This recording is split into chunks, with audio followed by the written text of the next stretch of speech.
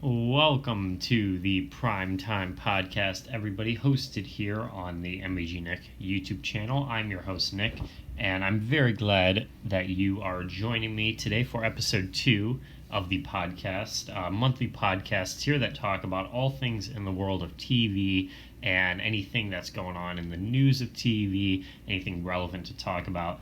And today we have a good one for you guys. As recently, as of just a couple days ago, the 2021 Emmy nominations were announced here by the Emmy committee, and a lot of the major publications reported on them.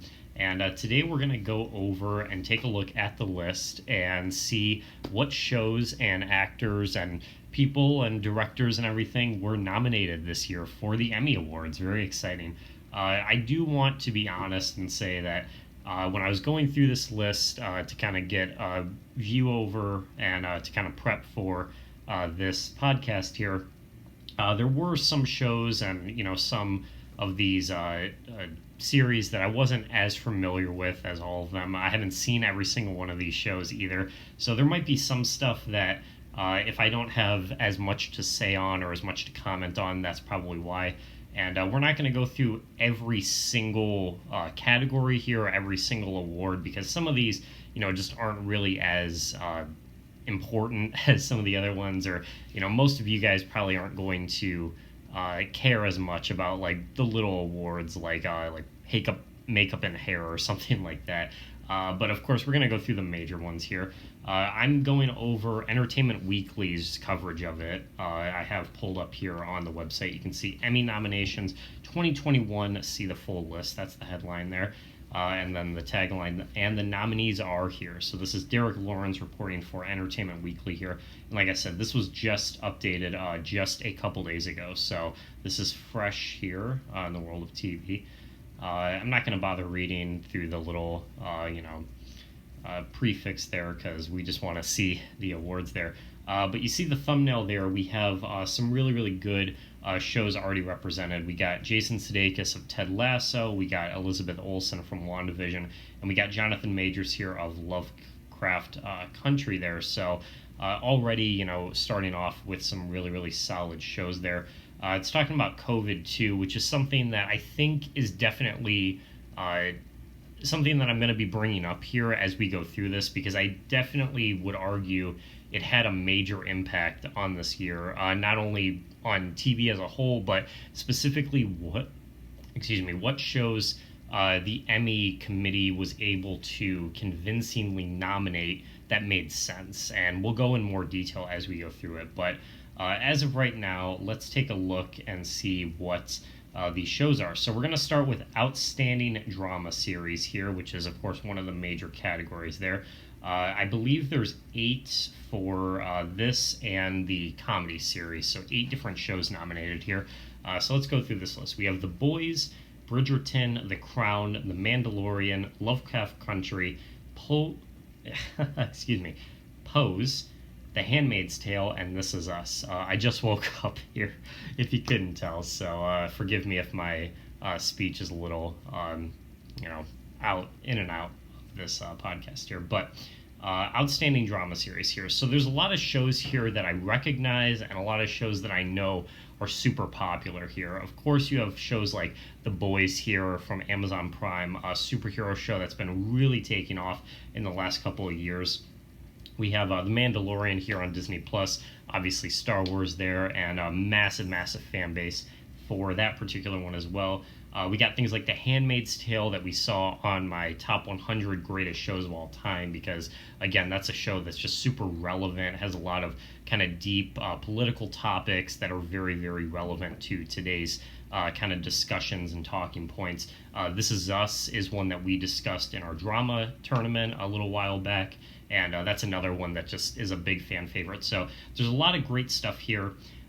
For me, the only one of these that honestly I feel like doesn't really have a chance at getting it is Pose. The only reason I say that is because it's probably the one that I'm least familiar with here. So I just think recognizability is a big thing as well. And as someone that doesn't really watch drama all that much, I feel like this is definitely a category that is interesting to look over because of how the Emmys kind of treat it. As someone that is more focused on the comedy type series and comedy shows that we'll talk about in a second, looking at the drama series, like I said, I haven't really watched any of these, so I think what the Emmys' best move is here in terms of what they pick is a show that is recognizable to pretty much everyone, even if they haven't watched every single episode, right? So it would be something like This Is Us or Handmaid's Tale or The Boys, because those are the ones that I think have the biggest fan bases and a lot of passionate people in and outside of the direct fandom related to that shows. So I think the best choice here in terms of what I would predict actually wins is probably something like either Handmaid's Tale, Mandalorian, or This Is Us. I'd say those are the three here that have the best chance. Maybe Bridgerton too, only because that one was like a really, really big show when it first came out. Like, I think that was one of Netflix's top streams the week or the month that it came out. But it really didn't have a lot of staying power, I feel like, and a lot of people just didn't really talk about it after the fact, after it left, or excuse me, not that it left, but it after it released its last episode. So I'm not sure if that one has as good of a chance as some of the other ones. So for me, I would say the three most likely here are Mandalorian, Handmaid's Tale, and This Is Us here. All right, let's move on to the comedy series. Now, like I said, this is more my speed, so I'm a little bit more familiar with these particular shows. And for the nominations here, the choices are Blackish, Cobra Kai, Pen 15, Emily in Paris, Hacks, Ted Lasso, The Flight Attendant, and The Kaminsky Method. Now, I will say right off the bat that I am not a fan of this selection here.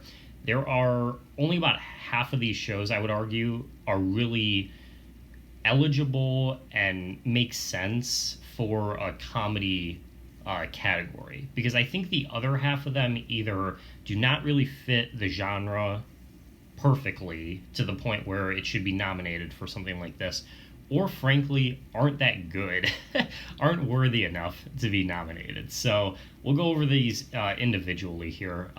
Blackish, I know, is a show that was really, really popular when it first debuted, and it was one of my favorites. The first, 4 seasons of Blackish, I would say, are must-watch TV. I think those are excellently done.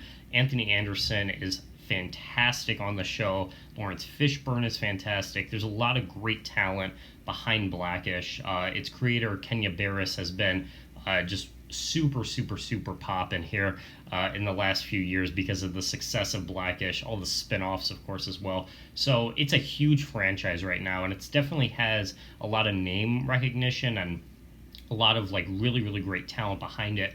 But to me, at least, the main problem with it being nominated this year in particular is I just felt like this last season was really, really bad. I did not like it at all, and really was not a fan of the way that they were taking the storyline in this one. We were talking about COVID just before in the intro there, and one of the main plot points of the most recent season of Blackish came with COVID. One of the main characters on the show, named Bo, is a nurse, and a lot of her biggest plots and kind of episodes that focus on her also focused on COVID. And so it just really missed the mark in terms of what it was trying to say about COVID and what the audience reaction to it was in comparison to what they were hoping for. Because I know a lot of people, like me in particular, when I watch TV, I want to be entertained, right? That's the bottom line. I'm not trying to watch it to get, this, I don't want to watch a preachy show, right? And I don't want to watch something that's going to remind me of real life events going on and, just kind of pull me down in terms of, all these things that I know are happening in the real world that I see portrayed on screen, right? I want to forget about that. I want to just be entertained and forget about my problems when I watch TV. And when I watch Blackish, that was the opposite feeling that I had. Was it just reminded me of all the things that were happening at the time, and I just didn't really like that the fact that that was their main focus of this most recent season. So for me, at least, I wouldn't have nominated it this year. Definitely some of the prior seasons were definitely good, and I'm pretty sure it was at least nominated prior to some of their other seasons, which was definitely a smart move on their part. But this year, I just feel like they really missed the mark with their writing and kind of the direction they took the show. And as a result, I feel like this nomination is not as accurate. Then we have Cobra Kai here. Now, this is one that I would argue doesn't fit in this category because I don't consider it a comedy.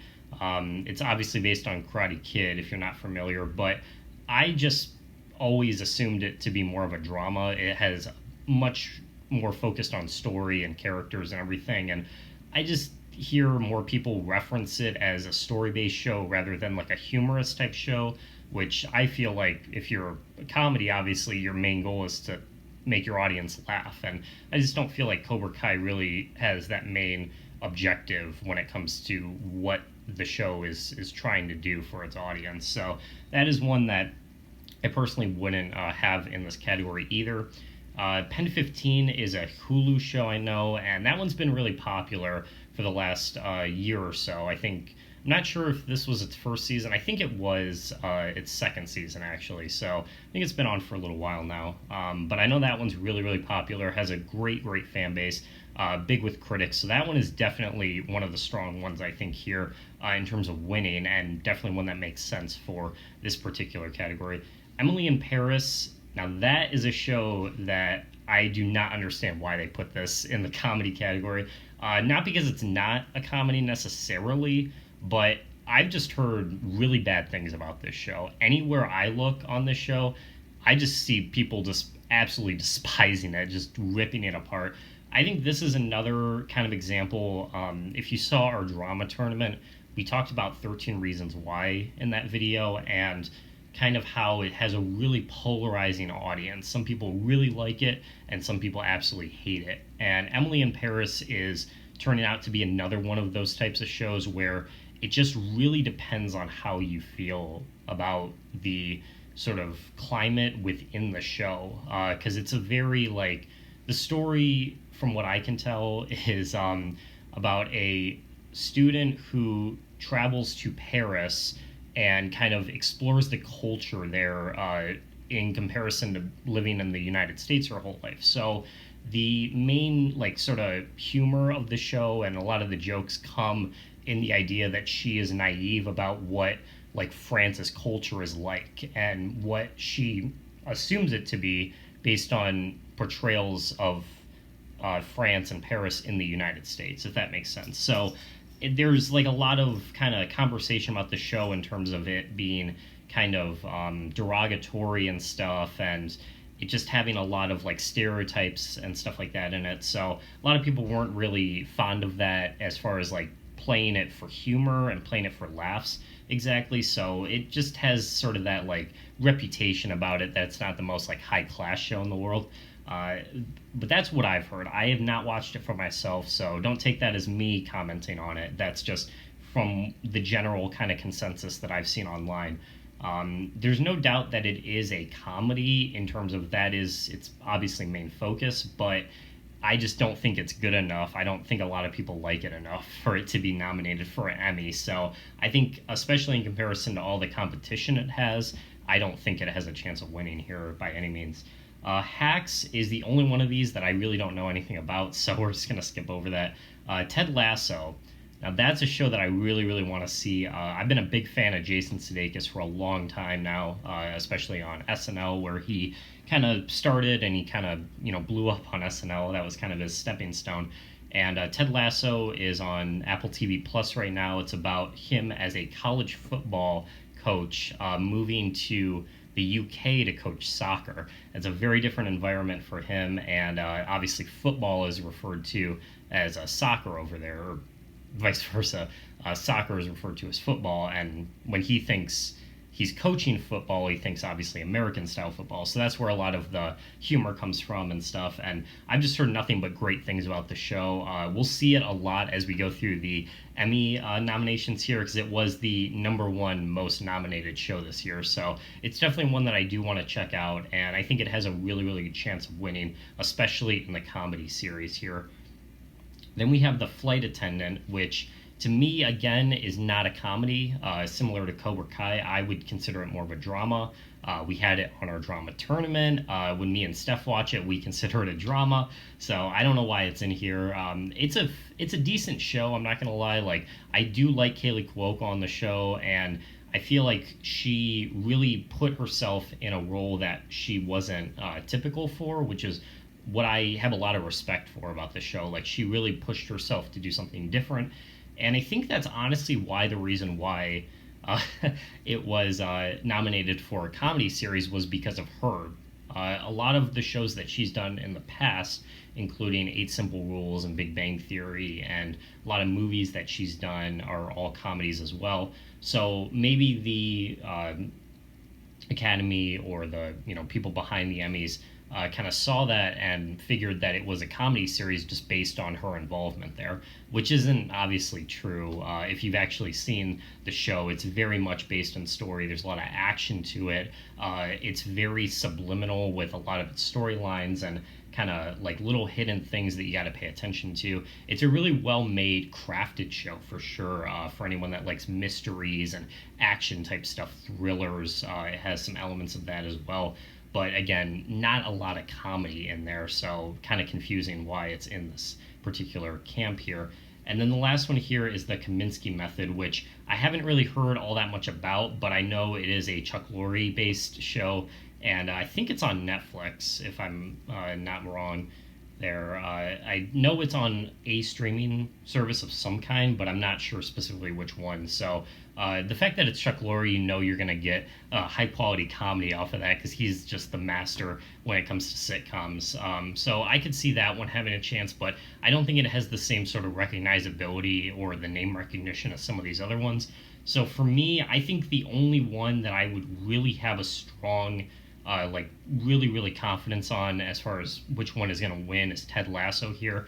Maybe Pen 15 could have it if they just really feel like it's a stronger put together show, but I think Ted Lasso is really becoming the show of the season here. Like, everyone is on that one. Like I said, has a ton of other nominations here, so if it doesn't win this particular category, it will win something the night that the Emmys reveal their winners. So we'll see how that goes. But like I said, Ted Lasso there, maybe Pen 15, and then for top 3, I could maybe see Hacks here. I'm not really familiar with that, so that's kind of a wild card for me. And then maybe the Kaminsky Method as well. All right, let's move on to the Outstanding Lead Actor in a Drama Series. So all of these that were nominated, aside from just one you see there, were also for the Outstanding Drama Series category. So again, kind of playing to their strengths there. We got Renee Jean Page, sorry if I butchered that, from Bridgerton. We got Sterling K. Brown from This Is Us, Billy Porter from Pose, Jonathan Majors from Lovecraft Country, Matthew Rise from Perry Mason, and Josh O'Connor from The Crown there. Now, again, I haven't seen any of these shows, but off of reputation, I do know that Sterling K. Brown specifically from This Is Us is like one of the best aspects of the show. Everyone that has seen the show that I've talked to that is a big fan of This Is Us knows Sterling K. Brown is like the guy on that show, like the highlight of pretty much every scene that he's in, and like one of the best characters on the show. So I would feel very, very confident in saying that he's going to take this one. I do know of this Renee Jean Page from Bridgerton, because he hosted an episode of SNL this year, because Bridgerton, again, was super, super popular. So maybe I could see him having a chance here, but the other ones I'm not as familiar with there. We saw Jonathan Majors in the thumbnail we talked about earlier, so it's possible that they might throw it to him. But I would say definitely Sterling has the best shot here from This Is Us. And like I said, that's a show that I feel like has a good shot for its particular category too, in the drama series as well. So I think that would definitely have a strong chance there. Going to the actresses in the dramas here, we have Emma Corrin from The Crown. We have Olivia Colman from The Crown. We have Uzu Aduba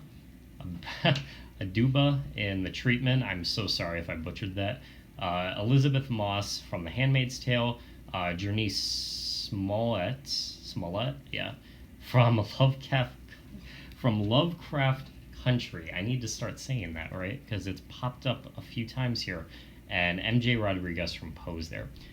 For me, I feel like this one is pretty self-explanatory. Again, I think I'm gonna go with Elizabeth Moss here.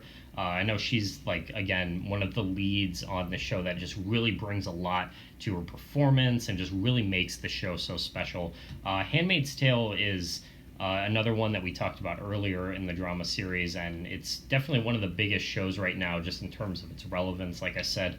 And so I think throwing at least the show in any case, like no matter what category it wins in, an award at some point would give like kind of some credence to the Emmys in terms of like their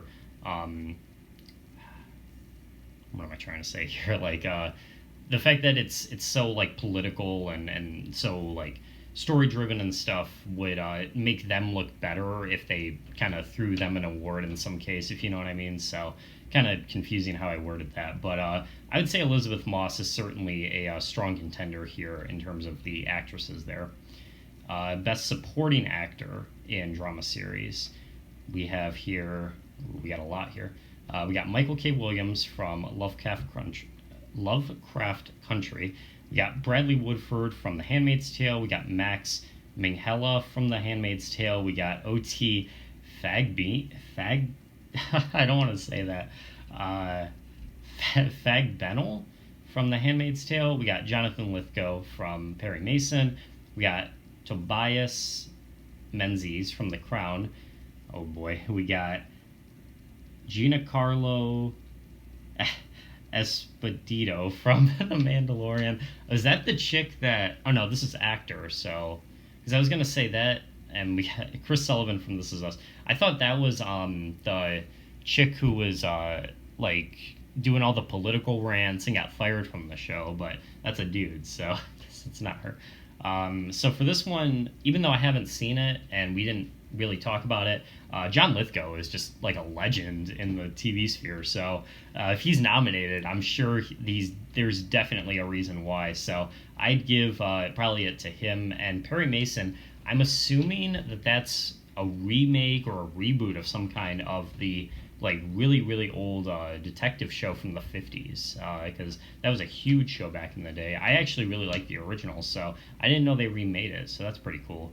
Kind of similar to what they did with The Twilight Zone as well. And if they got John Lithgow on it, that definitely gives me a reason to watch, so I have to look into that at some point. But again, with this one, I'm just not too familiar with the drama camps. Anyone out there that's more familiar with the drama series or any of these shows in particular can probably give us some more kind of better explanation in the comments, because these are just not shows that I'm really too familiar with. But I think just off of name recognition, I'm going to go with Lithgow on this one. Then we got Outstanding Supporting Actress in a Drama Series as well. A lot of them as well. Gillian Anderson from The Crown. Helena Bonham Carter from The Crown. Emerald Fennell from The Crown. Anne Dowd from Handmaid's Tale. Yvonne Strahovski from The Handmaid's Tale. Samira Wiley from The Handmaid's Tale. Madeline Brewer from The Handmaid's Tale. Holy shit. And... oh boy. And John Ellis from Lovecraft Country. So it looks like Handmaid's Tale has a pretty good shot here, because they're taking up half the nominations here, and then 3 for The Crown as well. So I'm not familiar with any of these actresses or shows here, so I really don't know.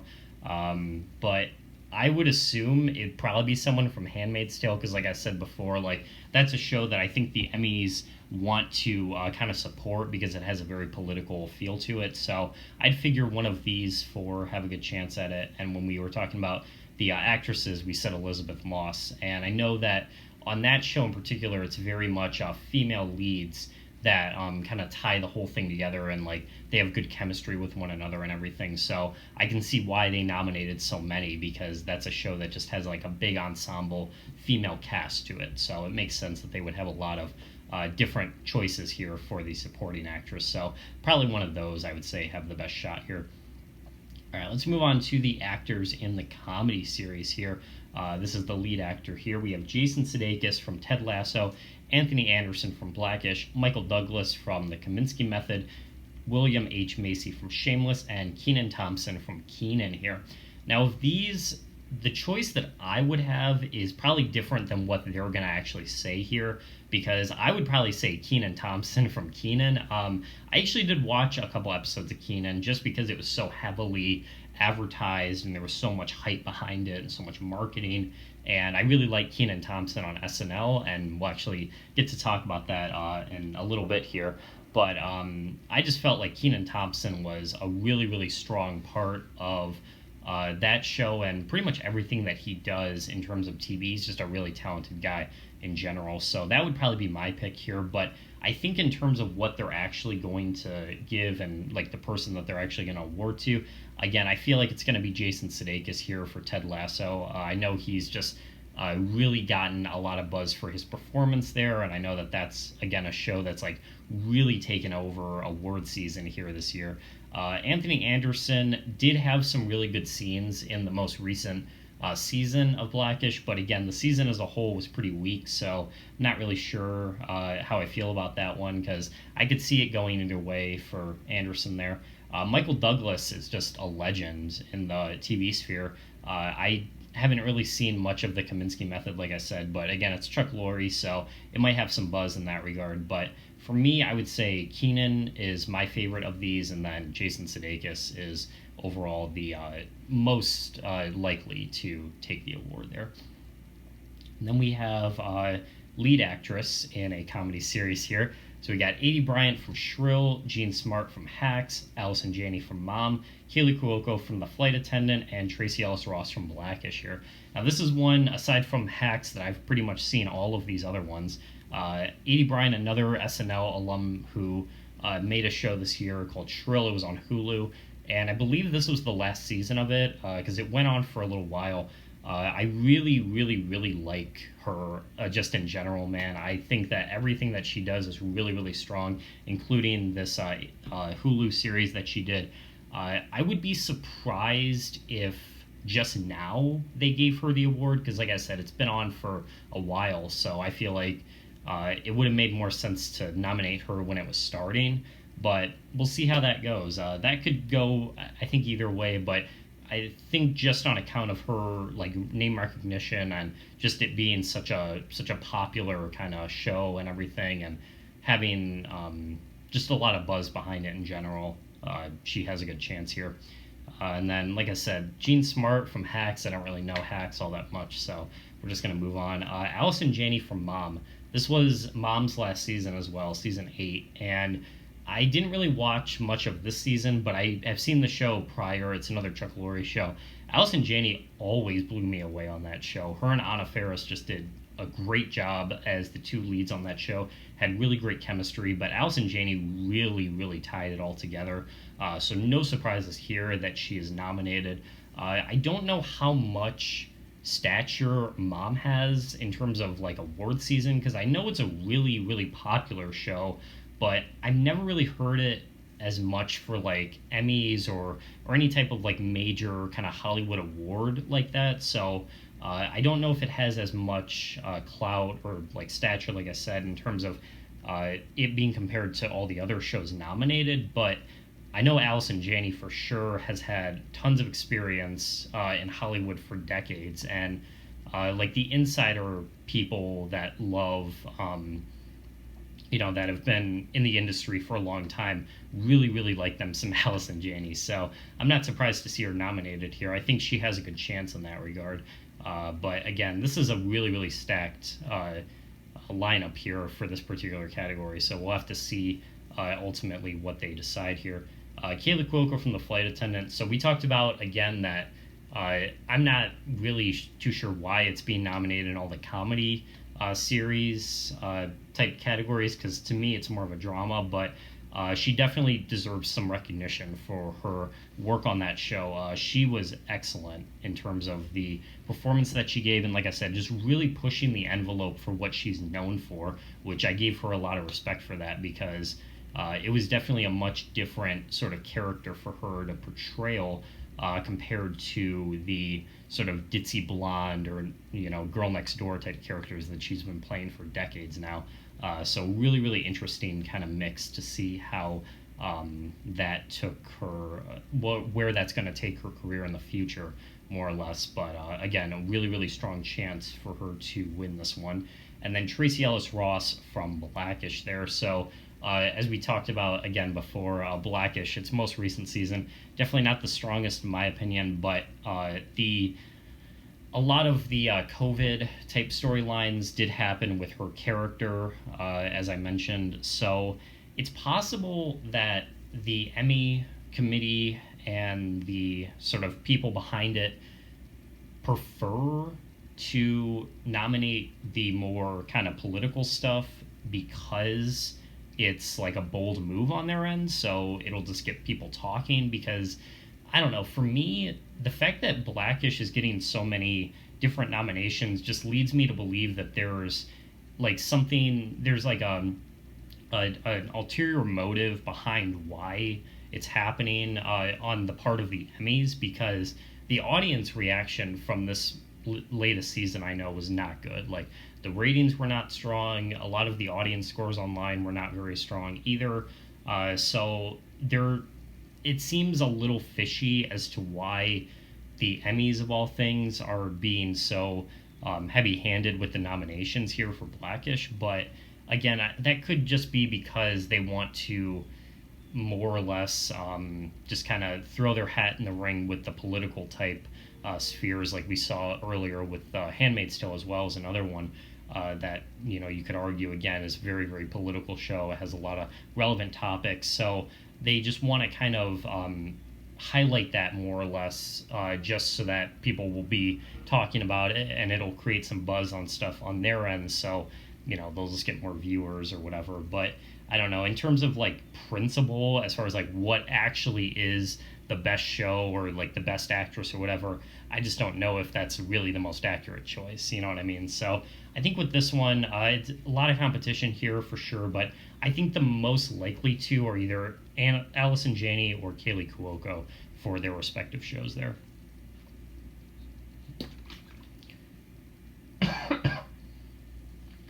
Excuse me. Yeah, I've been talking, so took a drink and had to clear my throat there because talking for half an hour on end, gets tiring, let me tell you. So, all right, let's move on to the Outstanding Supporting Actor in a Comedy Series. Now, what's really interesting about this one is we obviously see Ted Lasso, tons and tons of Ted Lasso there. We have the Krasinski Method and we have Hacks, but we also have 2 nominations for SNL here, which is really cool. So let's go over the nominees. We have Bowen Yang from SNL, we have Kenan Thompson from SNL, we got Brett Goldstein from Ted Lasso, we got Brennan Hunt from Ted Lasso, we got Nick Mohammed from Ted Lasso, we got Jeremy Swift from Ted Lasso, we got Paul Reiser from the Kaminsky Method, and we have Carl Clemens Hopkins from Hacks there. So for me, you guys know that I'm a huge, huge fan of SNL, so Bowen Yang and Kenan Thompson are both excellent on that show. Bowen Yang is really becoming the main kind of takeaway from any of the featured players on the show in the last couple years, kind of the newer people that don't have as much to do on the show because they're obviously much newer, but he's still really, really getting a lot of buzz for any skit or any character that he does.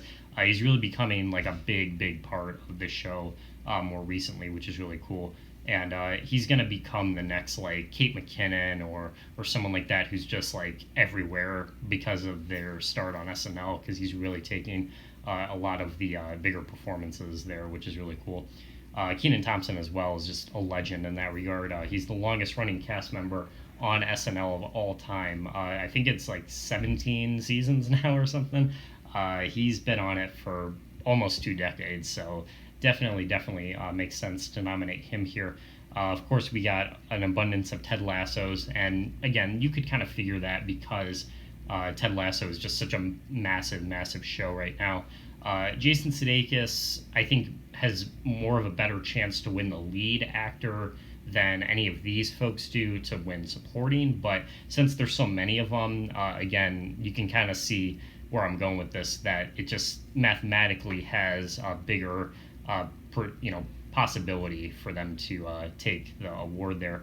And then these last two, like I said, not really as familiar with these shows, so I don't have much to comment. But for me, definitely SNL. I'd probably, between the two, give it to Bowen Yang, just because he's been more of a fresher kind of face, and he's a little bit more like spunky on the show, and he's got more of an energy to him that's a bit more fresh and exciting than Kenan Thompson. But both are excellent in their respective fields. And then, of course, the Ted Lasso folks, I think, all have a really good chance of actually taking the award come Emmy night. Then we got Outstanding Supporting Actress in a Comedy Series. So again, we have a few different folks from SNL here. We got Kate McKinnon, Cecily Strong, and Aidy Bryant, all from SNL. We got Rosie Perez from The Flight Attendant. We have Hannah Enbinder from Hacks. We have Hannah Waddingham from Ted Lasso, and we got Juno Temple from Ted Lasso. So again, a couple Ted Lassos there at the bottom. As far as you can already figure my comments on SNL, so I won't repeat myself too much. But yeah, these three are all fantastic in their own right. Kate McKinnon, Speak of the Devil, we were just talking about her. But let's talk about Rosie Perez for a second, because in my opinion, Rosie Perez was one of the best parts of The Flight Attendant, man. Outside of Kaylee Cuoco, who had a lot, obviously, of the buzz because she was the main star, this is a perfect nomination, in my opinion, for supporting actress. If there's one other person on the show, one other actor from the show that deserves recognition for their work on it, it was definitely Rosie Perez, man. She pulled out all the stops for her character. Her character also had a lot of really good development on the show. Like, there was a whole subplot with what she was doing kind of outside of the main storyline with Kaylee Cuoco and stuff. That was really well done. But again, I just do not see why this is a comedy series, man. I really don't, especially for Rosie Perez, because a lot of her character had some of the most serious, some of the most dramatic moments of the entire series there. So it is a really weird sort of placement, but if they throw it to her, I'm not going to be mad, because she really did a good job on that show. Really deserves some awards recognition for her work there. And then SNL as well is one that I feel like is definitely going to have a strong chance here. Of the three, I would say Kate McKinnon probably has the best shot at it, just because a lot of people really like her on the show. She's definitely become one of the rising stars from the show in the last few years. Pretty much a household name at this point, because she's been on it for at least 6 or 7 years now. So a lot of people really like her on it. We saw Aidy Bryant get an award for the previous for best supporting actress best lead rather, and supporting. So she's got a really good shot here just to win something at all, because she's really shown her talents off in a few different ways. Oops. And then the Ted Lassos as well, I think, obviously have a good shot here. So pretty much any of these I could see winning here. This is going to be one of the most competitive awards for the night for sure. Going on to Outstanding Limited Series here, we have Mare of Easttown, I May Destroy You, WandaVision, The Queen's Gambit, and The Underground Railroad here. So for me, it's going to be WandaVision. That's pretty much my only real comment here, because it's the only one that I've seen. What's interesting about WandaVision is, if you wanted to argue that is more of a comedy series than, say, The Flight Attendant, I think you'd have a good shot at that. I think that it's definitely the early episodes, the first 3 episodes of WandaVision are much more of a traditional sitcom sort of style, and has a lot more elements that are the full focus of the show's writers and directors and actors in terms of what they want you to kind of see it as. And excuse me, And WandaVision certainly had a better execution of that than I think a lot of the other comedy series that they had nominated for did in their respective shows. So I mean, it makes sense that it's a limited series, obviously. So you're not going to put it in the comedy series compared to the fact that like all the other shows have multiple seasons worth of episodes and worth of storylines to go over. But in terms of like again some of their nominations earlier that were a little bit questionable, I think WandaVision was a better show to represent that than some of the other ones there. So that would obviously be my pick. I think in terms of the one that they're actually going to go for with the actual award here is going to be the Queen's Gambit. I've heard a lot of really good stuff about that show. One of the leads on that show hosted an episode of SNL, so that's why I'm familiar with it more or less. Maybe the Underground Railroad, because again, that's a very political show. It has a lot of, kind of similes and stuff stuff going on nowadays with like race and politics and everything like that. So I can see them going with that. But if they give it to WandaVision, I would be a little surprised, only because it feels like the most like basic choice. Like these other ones, you kind of look at them and you feel like those are very critic type choices. Those are very much choices that like hoity-toity people that are very, very selective about their entertainment and about their TV would really sit down and like praise, left and right the way that they do come Emmy night. But if they give it to WandaVision, that would be a really interesting move on their behalf, because that one feels like it's only directed towards like an audience, right? And a fan base, more or less, which those types of shows rarely ever get nominated, let alone win. So if that one does end up taking it, that would be really, really cool to see, just on account that the Emmys like rarely do that. So that would be pretty neat. But again, I feel like Queen's Gambit here overall has the best shot to take this particular category. Then we got Outstanding Television Movie here. We got Uncle Frank, Sylvie's Love, Oslo, Robin Roberts Presents Mahala, and Dolly Parton's Christmas on the Square. Full transparency, I don't know about any of these shows, or I guess movies more or less. I'm not really a movie type guy, so I don't really watch like made-for-TV movies or anything like that, because that just reminds me of like Hallmark Christmas type shit or like Ion Christmas type shit, and that's just not really my speed. So I can't say I'm too familiar with any of these, so I think we're just going to move on here. If anyone has seen any of these or is more familiar with this type of format when it comes to TV, let me know in the comments for sure, because I'm curious. Robin Roberts, I assume that's from like GMA, like the news anchor, so that's pretty interesting. Obviously, everyone knows Dolly Parton, so Christmas special it looks like she did there, which is pretty cool. But again, I'm just not too familiar with these. Outstanding lead actor in a limited series or movie. So we have a couple of them. So we have Paul Bettany from WandaVision. We got Hugh Grant from The Undoing.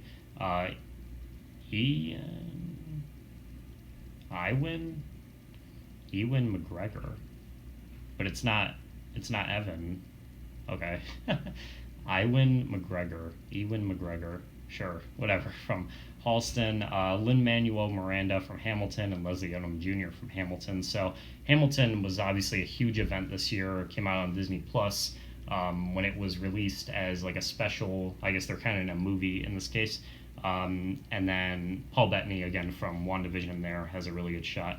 I would say in terms of what they'll actually pick, it might be like someone like Hugh Grant, just because he has such a big, like, again, recognition, and he's been around for so long. And that's kind of what I was saying about Allison Janney, too, in terms of, like, her just being in the industry for as long as she has been, and the Emmy committee kind of recognizing that and kind of being more familiar with her as a person, and seeing everything that she's done. So I think Hugh Grant is kind of in that same boat, where he's just been like a figure in the industry for as long as he has been, if that's the Hugh Grant that I'm thinking of. But and then in terms of the Hamilton nominations here, obviously Lin-Manuel Miranda has a good shot at it, just because he's like the lead star of the show.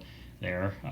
And Leslie Odom Jr. I know has gotten a lot of praise for his work as well on Hamilton. So for this one, this is a tough one to call because there's a lot of possibilities for all of them here.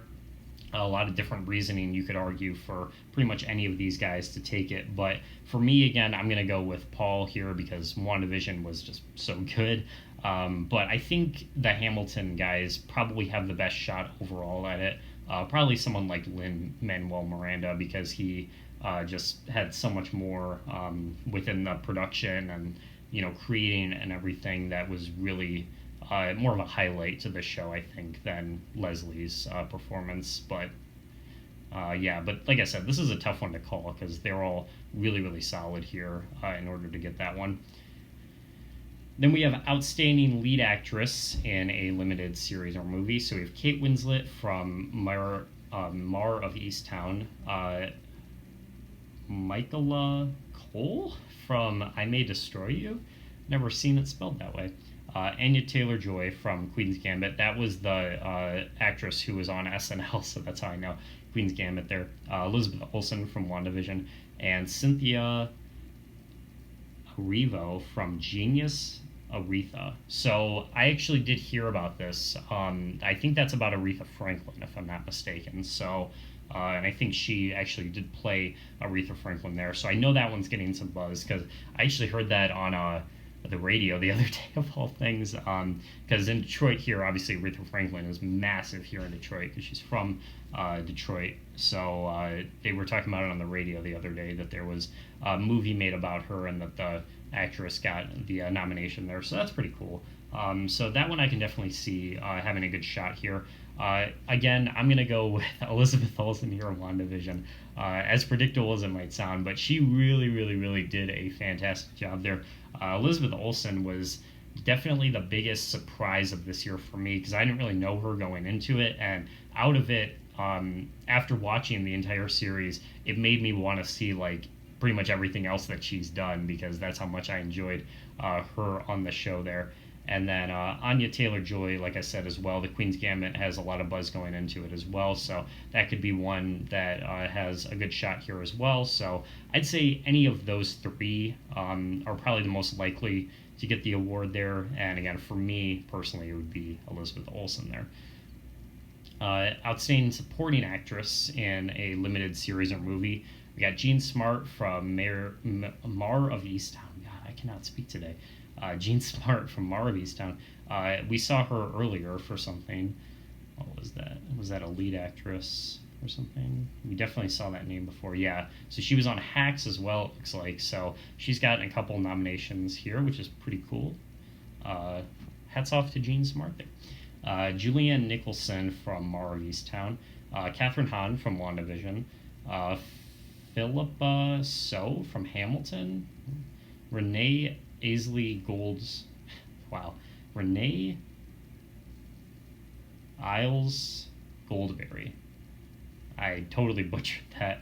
And Moses Ingram from the Queen's Gambit. So, alright, so complete transparency. I butchered half of those names here. I am very tired. I apologize, guys. But again, for me, Catherine Hahn all day. There's no question that Catherine Hahn was going to get a nomination of some kind for WandaVision because she really was like everyone's favorite. Like the audience reaction to her character was like undeniable. Like just how passionate they were and just how much of an impact she made on the show. She was definitely going to get some recognition for that one way or the other. So totally makes sense to see her there. And to be honest with you, she's pretty much the only one that I feel like has well, not like the only one, but the one that I feel like is also most likely to get it because a lot of these other people, I just don't really know a lot of these shows, so I can't really judge in terms of like how likely they are based on their performance. But I just know in terms of the audience reaction and based on how popular Catherine Hahn was when WandaVision was airing, there's like no denying that she is the one that everyone will want to see win because of how just kind of popular and how big, frankly, that whole arc that she had on the show was. and in my opinion, she easily had one of the best acting performances like this year, like period. As someone that watched the show as well, even as much as I love like Elizabeth Olsen and stuff, I'd say she was the strongest actor on the show. Period. So I think that there's a really, really, really great likelihood that she is going to take this one. Then we have Best Supporting Actor for a limited series or movie. So we have Davy Diggs from Hamilton, Jonathan Groff from Hamilton, Anthony Ramos from Hamilton, Thomas Brody Sangster from The Queen's Gambit, Evan Peters from Mayor of Easttown, and Baba Ezadu from I May Destroy You. So I'm not too familiar with pretty much any of these. Like I said, Hamilton, I do know. Davy Diggs is actually someone that I personally am not a fan of, but I know a ton of other people are. Like everything that he's done, because he's a rapper. He's probably best known for doing that and being part of like Clipper and stuff like that. So he's probably the biggest name of any of these, just in terms of his like career and stuff. But I am not the biggest fan of him personally. I've just never really been too much of like a fan of his style or his kind of format that he usually does in his music. So I would have hesitation kind of throwing my vote to him, but I think just on account of him being as recognizable as he is, and again having that sort of like long-term career success that he's had, he has the best shot here for supporting actor there. And again, Hamilton was just massively popular too. So and it's got three nominations here. Half of the field here is for Hamilton. So I feel like definitely one of those folks have the best shot here. Then we have Outstanding Guest Actor in a Drama Series. We have Courtney B. Vance from Lovecraft Country. We got Charles Dance from The Crown, Don Cheadle from Falcon and the Winter Soldier, Timothy Oliphant from The Mandalorian, and Carl Weathers from The Mandalorian. So for me, the two that I definitely know just based on name recognition are Courtney B. Vance and Don Cheadle. Don Cheadle is someone that's just been in the industry for forever. He's made a ton of movies and tons of different guest appearances here and there on TV. And I know that his sort of spot and sort of appearance on Falcon and the Winter Soldier was definitely one of the highlights of the show from what I heard. I didn't watch that one because I didn't hear as many positive things about it as I did with WandaVision, so I didn't bother to check it out. But I know that his appearance on the show was definitely one of the biggest highlights that it had throughout its run. So I can definitely see that that is a very, very strong contender there. And then Courtney B. Vance, I don't really know Lovecraft Country or anything, but I do know him from Law & Order, actually. He was on Law & Order Criminal Intent as one of the main characters on that show for at least half its run back in like the early 2000s. So that's how I know him just as an actor. But I don't really know anything about him being on the show or his performance or anything like that. So for me, I think Don Cheadle has the best chance here. I know, again, that that's going to be the fan favorite. Maybe someone from The Mandalorian actually has a good shot at that as well. But again, Marvel is just so massive. So it's hard to compare like Marvel or Star Wars. You know, who is going to be the bigger fan base of those two? Those are just like two of the biggest pop culture franchises of all time. So in terms of the fan vote here, it's definitely between those three. But for me, from what I've heard, I would say Don Cheadle here. And then we have Outstanding Guest Actress in a Drama Series. So we have Alexis Bledel from The Handmaid's Tale. We have McKenna Grace from The Handmaid's Tale, Claire Foy from The Crown, Felicia Rashad from This Is Us, and Sophie Oquendo from Ratched? Wow. I've never heard of these shows. For this one, I'm going to assume that it's going to be either Handmaid's Tale or This Is Us, because I've been kind of hyping those up for any of the drama type categories for a while, so I'm going to give it to one of those two. But since I haven't seen any of these, I don't really have much to comment on that one. And then outstanding guest actor in a comedy series now. So moving away from the dramas here. So four slots there for SNL, which makes sense because that's just a show that lends itself to having guest performers because they have a guest host every week. And then Morgan Freeman from the Kaminsky Method. So the SNL people are Alec Baldwin, Dave Chappelle, Daniel Kaluuya, and Dan Levy there. For me, of the episodes of SNL that these folks are on, well, aside from Alec Baldwin, because he was on multiple episodes of the show playing Trump, but of the three, between Chappelle, Kaluuya, and Levy, in terms of the individual hosted episode that they did, Chappelle was definitely my favorite. I love David Chappelle, just like in general. His stand up is some of the best stand up like ever done, like just period. You could really compare him to like any of the greatest comedians of all time. Like he deserves a spot up there.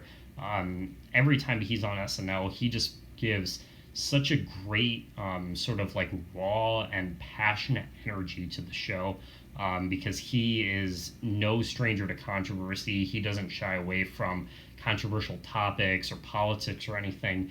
And they had him at the heart of COVID and the election. And that was like the crosshairs of something that could go really wrong if they really screwed it up. But he absolutely nailed it.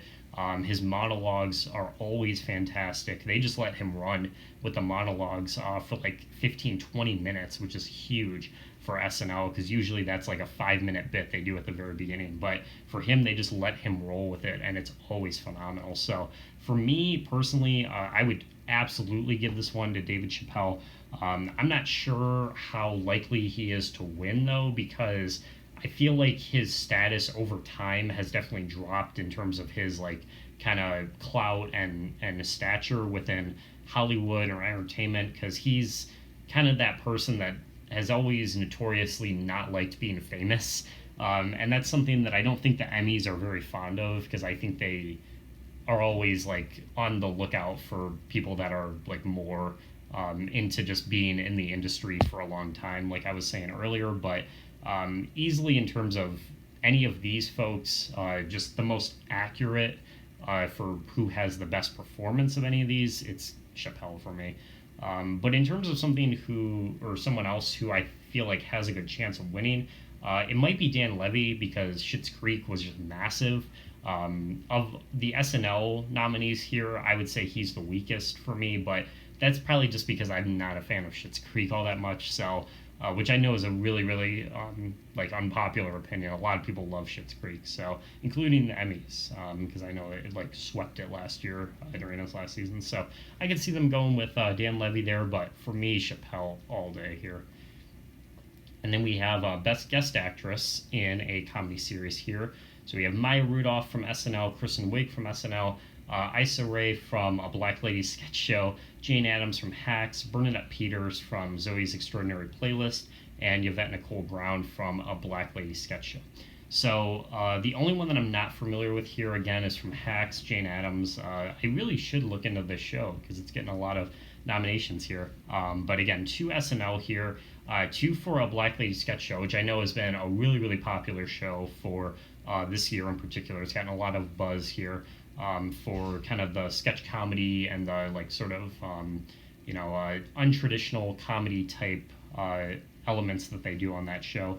And then Zoe's Extraordinary Playlist is a NBC show that's been on this is its 2nd season now, and it's like a cross between like a traditional sitcom and like a musical type comedy. Something like Glee would be a good example, like kind of the best of both worlds between something like that. And it's gotten a decent amount of good reputation and good kind of stature over its first couple seasons there.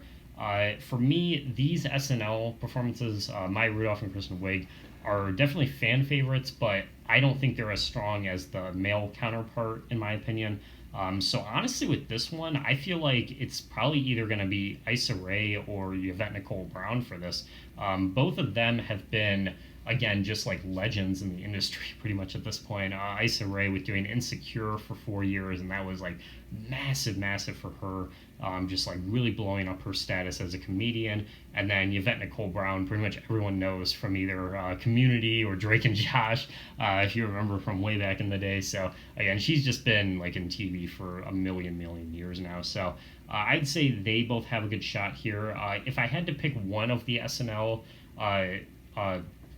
nominations here in terms of who I think has the best chance of winning, I would say Kristen Wiig, just because she's more popular. But again, I'm not too big of a fan of either one of these in particular, at least from what they're being nominated for. Like the particular episodes that they were on just weren't as strong, I feel like, as, again, the male counterparts. So for me, it's probably going to be either Issa Rae or Yvette Nicole Brown, and then Kristen Wiig might have a chance at winning as well. Then we have Outstanding Variety Sketch Show, which, there you go, those are your choices. As much as it would be really cool to see a Black Lady Sketch Show win, I just don't think it's likely. I just think SNL, just on account of like its reputation and just how like notable it is, just like period, and how much talent it brings, how popular it is, and especially this year, because like we saw between the last two, they had 6 nominations, and like we saw it earlier as well. Like we had people like Kenan Thompson and like all these as well for supporting actor or supporting actress, supporting actor, and then we had like A. Bryan and Kenan Thompson as well from the show. That have gotten nominations in other categories as well here. So there's just like a lot more like focus on SNL, as it's just such a massive like franchise, and it just has so much power in terms of transforming young comedians, young actors into just household names like overnight. That's really the power of SNL that really can't be understated. And just its presence here within just looking over the nominees and seeing how many different categories you can put a person from SNL in, as far as what they've been able to do because of the success that they've had on the show, again, is just like overwhelmingly positive. Black Lady Sketch Show, like I was saying, has a lot of buzz too. Some of these guest stars, again, getting some really good nominations there. But SNL, there's no question in my mind that one's going to easily sweep this one, which isn't really saying all that much because there's only 2. Where is the sketch comedy this year, man? There's like nothing. There's like been no good sketch comedy shows this year, I guess. But SNL just really taking it over, in my opinion there. Then we have Outstanding Variety Talk Series, so basically late night shows. We have Conan, Late Show with Stephen Colbert, Daily Show with Trevor Noah, Jimmy Kimmel Live, and Last Week Tonight with John Oliver. I don't think this is something that I've ever really publicly talked about, but I'm not really a big fan of late night talk shows all that much. If you ask me, I'm definitely more of the sketch comedy. So like SNL is my favorite of any of these on screen now. But I also really like John Oliver, man. John Oliver is a really funny guy. He brings up some really poignant issues in America, man. Like his show it's hilarious, and it's really well like written, and it has a lot of like banter to it, but it can make you think too. And there are some segments that he has, because I mostly watch him on YouTube because I don't have HBO. But the segments that he posts on YouTube are typically like the more political or the more like relevant topics, and there's some, man, that will like it can get really like sad and kind of depressing, what he reveals about these industries or people behind these industries and stuff like that, and like just how despicable some of these people can be, and like he just really makes these things really well known in terms of like these issues that you might not always think about as being harmful to people, but have a much bigger impact than you would initially assume. And that's what he's really good at doing, is just like exposing things that really need more attention being brought on them. So he's definitely my favorite of these. I really, like I said, I'm not really a fan of these other ones, especially Jimmy Kimmel, man. I really just do not like Jimmy Kimmel whatsoever. I know my parents were big when the Colbert Report was on. That's a really, really kind of older show in the same vein. And then when Stephen Colbert made the transition to network TV with CBS and he took over for David Letterman, they were a big fan of him and they still consistently watch him. So I know he's gotten some clout. Conan, I know this was his last season actually. He left late night TV. He just had his final episode like a couple months ago, or actually more recent than that. It was like maybe a month ago, excuse me, month and a half. Okay, let's try that again. Been talking for an hour, so see how that goes. Conan had his last season here just recently. It was like a month ago. Maybe he had his last episode. So, yeah, that would be a really nice way for him to go out with this TBS run. If he got an Emmy for that, that would be really cool. But again, for me, hands down, it's John Oliver here. There's just no question. All right, we're almost through here. We got a few more of these kind of smaller, kind of like, lesser categories to go over, but we'll still go over them. Outstanding reality competition program here. So for anyone that watches reality TV, obviously they're going to be more kind of familiar with these than I am because I don't really watch it all that much anymore. Aside from pretty much cooking is like the only like main genre of competition shows that I watch, but with these ones I'm not as familiar with most of these, so we'll see here. But they have The Amazing Race, Nailed It, RuPaul's Drag Race, Top Chef, and The Voice. For this one, I would say either Top Chef or Amazing Race for me are my favorites. I definitely used to watch a lot of The Amazing Race back in the day.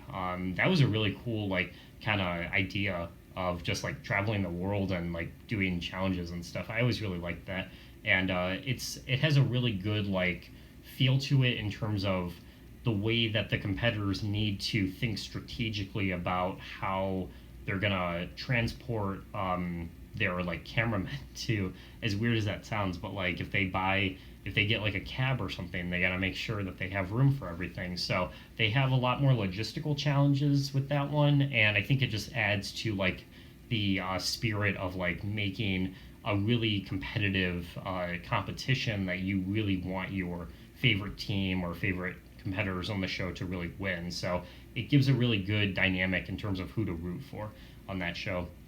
Nailed It. I don't know anything about that. I've never heard of that show, so we'll move on. RuPaul's Drag Race. I get the appeal. It's definitely a show that, like, I would never watch because that's just not like a lifestyle that I choose to participate in. Yeah, that makes me sound like a fucking 60-year-old boomer that doesn't like gay marriage, but no, it's not like that. Like I have no problem with people who want to express themselves that way, and you know, it's about drag queens, so it has like that kind of vibe to it and stuff. And I'm not against that by any means. I feel like that is something that should be celebrated and should be talked about more, and you should have shows like this that kind of bask in the glory that it means to be a drag queen and stuff. But to me, at least, it just is something that's like so foreign to what I am familiar with, like in my kind of life and stuff. I just don't really know anyone that is participating in that kind of stuff, you know, routinely. So it's just a show that is very different for me than what I would typically watch. So it's not really something that I would be too into the idea of starting up, like to check it out. But again, I understand why it's as popular as it is, and like the fact that it's nominated for an Emmy is really cool because again, that just gives credence to the idea that like these are practices and lifestyles that we as a society need to formalize and need to just understand that that's how it's going to be, and that's totally fine with me. So Top Chef, probably the most recognizable cooking show on TV right now. It's been on for, I don't even know, probably like 15 years at this point. excuse me, it's not my favorite of any of the cooking shows. I'm definitely more of a Gordon Ramsay type, like Master Chef or even Hell's Kitchen. I enjoy too at times, but Top Chef is still really solid. Has a really good like style to it, like presentation to it. It's really slick, really clean in that regard. So very entertaining in that respect. And then The Voice here, Idol ripoff, you know, American Idol was really the one that started it. The Voice, like I've seen it, I just cannot get into it based on the way it's presented and the like gimmick that they have with it. I do like a lot of the judges on the show. Like if they have a good guest judge, who's one that I like? Kelly Clarkson, you know, I know was on the show for a little while. I think they had Gwen Stefani on there. I'm a big fan of her, but like I don't know, just the gimmick of it is really what I am not a fan of at all. I just feel like it's more the thing that I've heard about people that watch the show is it focuses more on the celebrity judges more than like the singers and the competitors, which I think is it should be the opposite, right? It should focus more on the competitors, and you should have this like sense that the people that win that show, you would know that you would be able to like recognize like you do with American Idol and even like America's Got Talent. You know, I feel like there's more winners of America's Got Talent that are recognizable and that you would like know in the mainstream compared to The Voice, because after it they just go back to picking out a new judge for the next season and they just have and it's just the routine all over again. So I don't know, but if it's nominated for an Emmy, maybe I'm just watching it wrong. I don't know. But for this one, Top Chef and Amazing Race are my picks here. And then we have Outstanding Host for a Reality or Non-Competition Program. So this is the last one that we're going to go over here. So host of these shows. So we have RuPaul from RuPaul's Drag Race. Oh boy. We got Bobby Burke, Camaro Brown, Tan France, and Tony Porowski, and Jonathan Van Ness from Queer Eye. Queer Eye for the Straight Guy. We have Nicole Breyer from Nailed It. We have Padla Lamiski, Tom Kolisco, and Gail Simmons from Top Chef. Forgive me, it's been a while since I watched it, so I am not too familiar. Maybe, well, I know Padma is one of the main judges on the show that's been there for a while, but I'm not as familiar with these two, so I wonder if they're new on the show. And then we have Mark Cuban, Barbara Corcoran, Lori Grenier, Robert Herjavec, Damon John, and Kevin O'Leary from Shark Tank. So for me, again, Top Chef is one I like, but of this batch, I do like Shark Tank quite a bit. It's weird that like the idea that like they would all share the award, you know, that like the Shark Tank or like Queer Eye has a few as well, that like they would all share an award for hosting. That's kind of weird. I wouldn't even call the Sharks hosts. That's like a weird kind of way to describe it. But I would say probably one of those two. And then Nailed It, Top Chef, and RuPaul are all also for the competition. So I guess they would all have a chance as well. So I guess the only one that really doesn't have as good of a chance, at least on the surface here, is Queer Eye. That's another one that, like, you know, again, I don't really, I'm not gay. Just say that right now. So it's not really a show that, like, I would be as interested in watching, but I understand the appeal because that's, for a lot of people, you know, something that they would be interested in. And the thing is that's weird about it is, like, they remade it, right? So this is the remake version of it. And to me, I feel like it's somehow even like cheesier and like even more kind of like, I don't know, just like corny than the original was, like from back in the 2000s, which really hasn't aged all that well, to be honest with you. But it is a little more interesting, at least in that respect. So I don't know.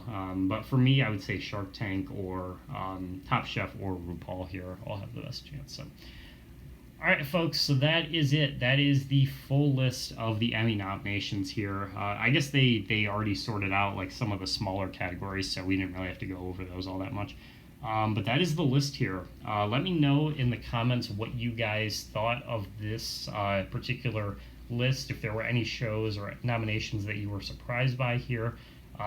As you can probably tell from my very disorganized commentary, the Emmys are not really something that I focus on all too much.